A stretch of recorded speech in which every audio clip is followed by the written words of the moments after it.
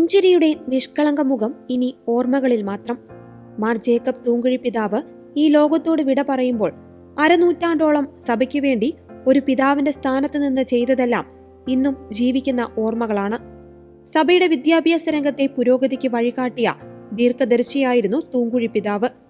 1997 മുതൽ 2007 വരെ നീണ്ട 10 വർഷം തൃശൂർ അതിരൂപതയിൽ മെത്രാപ്പോലിത്തയായിരുന്ന അദ്ദേഹം ജനങ്ങൾക്കും നാടിനും പാലയൂരിന്റെ വളർച്ചയ്ക്കും വേണ്ടിയും ചെയ്ത കാര്യങ്ങൾ വളരെ വലുതാണ്.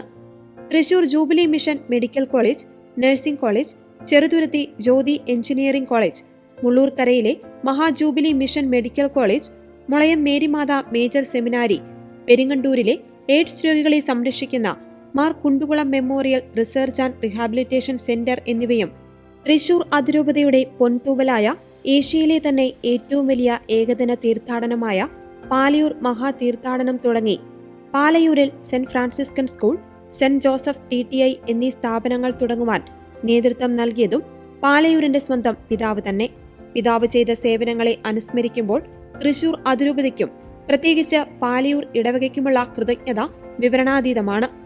എളിമ, അജപാലന തീഷ്ണത, ആഴമായ ആത്മീയത, തന്റെ സ്വഭാവ സവിശേഷതകളാൽ ദൈവസ്നേഹത്തിലേക്ക് ഏവരെയും അടുപ്പിച്ച വ്യക്തിത്വമായിരുന്നു തൂങ്കുഴി പിതാവിൻ്റേത്.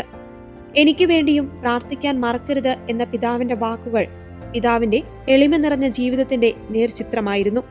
തന്റെ ജീവിത വിശുദ്ധി കൊണ്ട് സഭയെ വിശ്വാസത്തിലും ആത്മീയതയിലും കൈപിടിച്ചു നടത്തിയ സ്നേഹപിതാവിന് പ്രണാമം.